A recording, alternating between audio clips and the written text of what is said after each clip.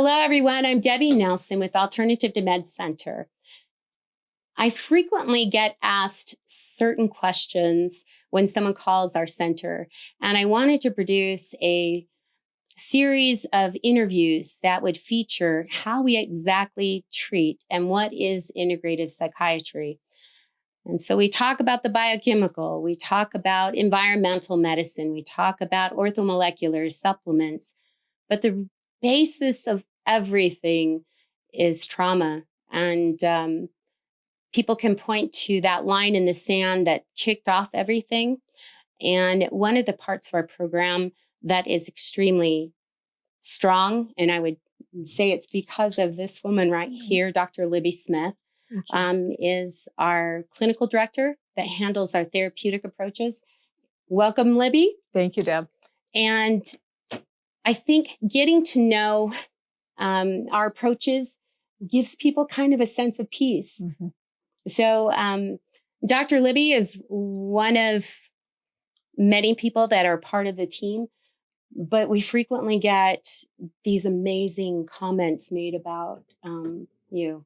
Thank you. And the difference that people have found with your therapeutic. So with that being said, I wanted Libby to discuss some of the ways that she helps people when they walk into our treatment. Thank you, Deb.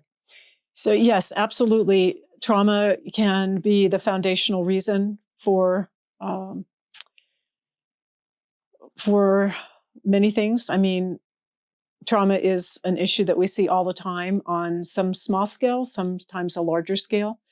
And so, for example, one of the questions I always ask is, why is one person who could have undergone something severely traumatic in their lives be resilient? What's that resiliency about? And another person have maybe a more mild trauma and they're completely off the rails. Right. And so over the years, my approach is validation therapy. So what I have discovered, both quantitatively and qualitatively, by the way, is that the clients who are resilient were validated in their trauma. Whatever traumatic experience they had, people were there to say, how can we support you? We love you. What happened to you was horrific. We want to gather around you and give you support. The people who don't get that and they were invalidated, they continue to spin. They do not heal.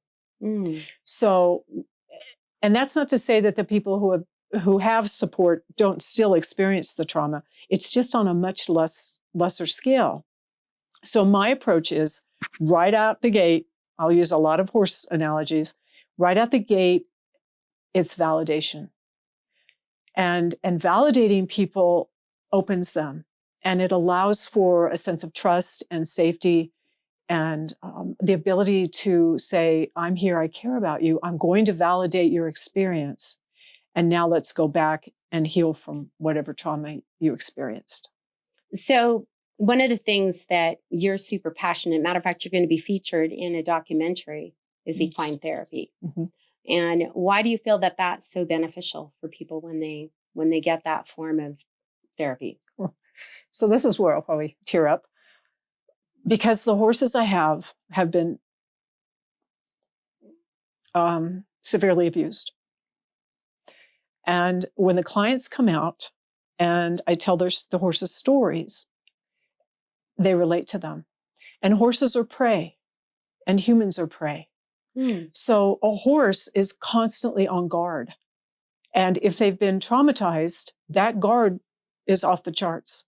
So they're constantly vigilant. And we've seen, Deb, by the way, that vigilance, people who are highly vigilant have an increase in anxiety, depression, schizophrenia, hallucinations, this hypervigilance and the stress on the body, the adrenals, the heart, the respiratory system. So this hypervigilance it goes hand in hand with trauma. So the horses offer, they get it. So when people come on my property and they're bruised and battered, the horses automatically are drawn to them because they relate. It's an amazing thing. People always ask, why does it work? Well, you just have to experience it. Oh, really? Yeah. I mean, you really do. Yeah. Right. Yeah. And And there's a lot of different types of therapy we do. So that one person may get profound results, from a particular modality of healing, and another person, it's another. And that's part of what's unique about alternative to meds is that it's an empowerment model, and we try to empower people as to what resonates with them. So what other types of therapies do we bring on? Quite a few. Okay. Actually, it's a good question. So cognitive behavioral therapy is the go-to always. Let's help people reframe their thoughts. And that's a really positive thing to do. Right. And then there's cognitive processing therapy. Now, cognitive processing varies a little bit in that cognitive behavioral deals with thoughts. Cognitive processing deals with feelings. I like cognitive processing because I'm a heartfulness, not mindfulness so much. So to me, it's about what we're feeling in the heart and not so much what we're thinking. So I like that modality. There's prolonged exposure therapy. This is tricky. This is a 3-month therapy, 15-minute sessions, and we take the client actually back to the trauma, the traumatic, and it can be a little bit of a slippery slope. And someone has to be in the center for 90 days. Right. Oh gosh. Then there, of course, is EMDR. And EMDR actually dovetails very nicely with equine therapy. So you do EMDR and then bring the clients out for the equine therapy. One of the newer ones, which I really like, is neurofeedback therapy.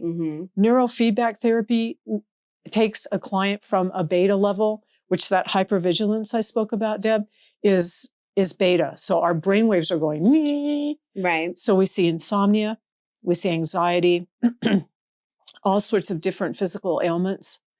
And so what we want to do with neurofeedback is bring the client into a alpha. And it's really about breathing and sort of some thoughts. And I was really blessed to work at a place called Mind Center in San Francisco.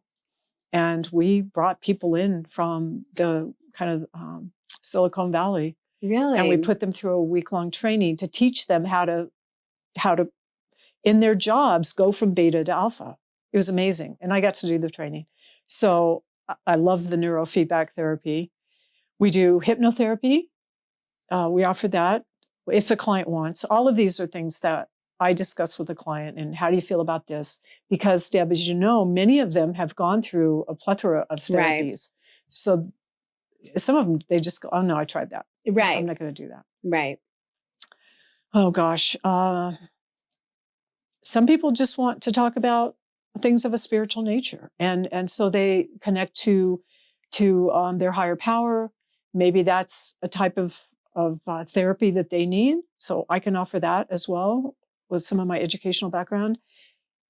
And oh my goodness. You're trained in so many different types of therapy, because that's the one frequent comment that people will talk about Dr. Libby, is that she seemed to intuitively know what things that person seemed to need.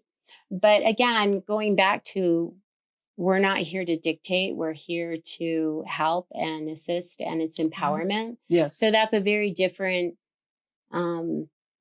approach than a lot of people have heard before. So when they come to us, they're always kind of shocked, like, they've never really been treated that way. Right. So it's kind of hard for them to understand, well, we practice all these types of therapy. If this doesn't resonate, one of them will. But I always say that without getting to the root of the psychological problems that are going on, it's no different than getting to the root of the biochemical, because it's all together. It's all hand in hand. Absolutely. So one without the other, we don't make progress without doing everything. Yeah. So, but I think your compassion and your gentle nature seems to bring a lot of that out in the center, and people feel very, very safe. Thank you. And I know we've had numerous, people love the equine therapy and your horses. So it's really, all of them have been abused, huh? Every one of them. That is amazing. Yeah. I run a rescue. So basically, and they're more than the horses. We have other animals. We have 4 goats and 2 puppies and 1 dog and 1 cat and a fish. We won't count the fish, but yeah. And so they love it. Huh? They actually, so, I mean, because you, in that documentary, you share some of the really special stories about how there's been huge shifts that have happened on that. At your ranch. It is amazing. It really is amazing. And, you know, and when you talk about the trauma, Deb, too, just to sort of maybe summarize here, I think it's the meaning that we give to things, not so much the actual thing that we've experienced, but the meaning. So if we know that going in, we don't try to alter the experience. We can never change what someone has experienced. In fact, we want to honor that. We want to honor their journey. But we want to maybe help them shift their perspective on the meaning. And so there's another therapy, a colleague of mine, he calls it mining for gold therapy, and I call it gratitude therapy.